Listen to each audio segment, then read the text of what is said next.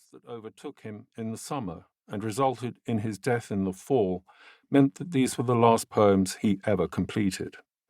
6 of them were published posthumously in the New Yorker, the Paris Review, the Yale Review, and the New York Review of Books, and all 7 were subsequently published as Interior Skies, Late Poems from Liguria, a handsome fine press edition issued by Two Ponds Press in 2011.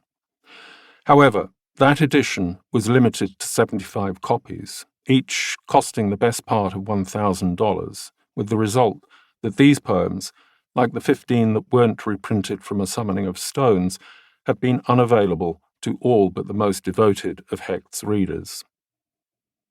As well as containing the complete texts of A Summoning of Stones and Interior Skies, Late Poems from Liguria, this volume contains what I judge to be the best of the 100 or so poems Hecht left uncollected. There are 17 of these, the earliest dating from 1950 and the latest from 2001, and while 10 of them have previously appeared in journals, an 11th was included in an exhibition catalogue for the painter Dorothea Tanning, and a 12th was published by Boosey and Hawkes as the text to a song setting by the composer Ned Rorem. The remaining 5 are published here for the first time. My decision to include Hecht's last 7 poems in this volume needs no justification.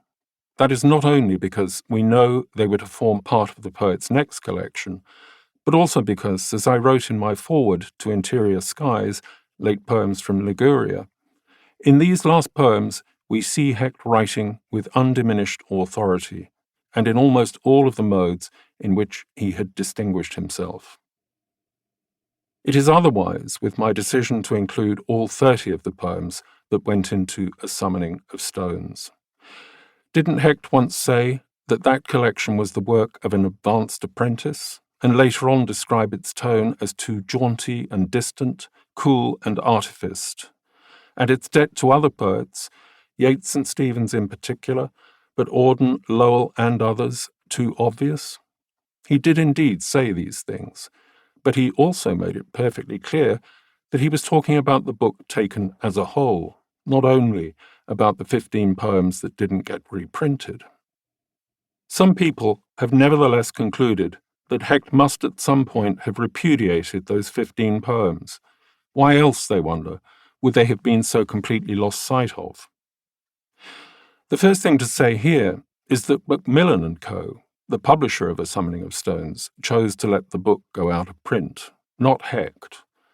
The collection had attracted a number of positive reviews, from Richard Wilbur in the New York Times, Louise Bogan in the New Yorker, Joseph Bennett in the Hudson Review, R.W. Flint in Partisan Review, and Arthur Mizner in the Kenyon Review, and Hecht was surprised and dismayed when he was told that it was to be remaindered, and remaindered with half the stock still unsold.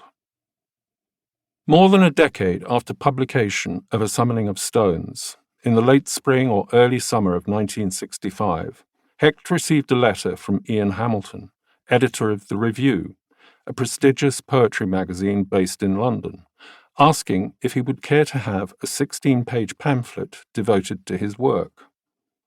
Hecht was enthusiastic and in due course sent Hamilton a pretty big selection for you to choose from.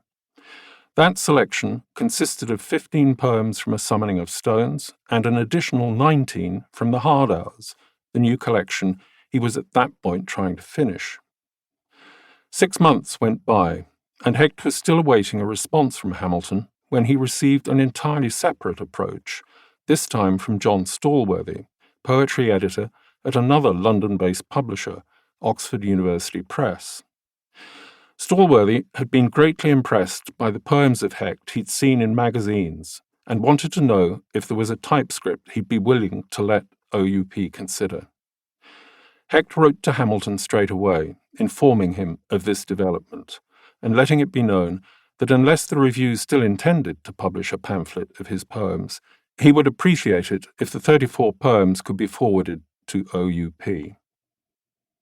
2 months later, Stallworthy wrote to Hecht, saying that he had received the 34 poems, and a month after that he wrote again.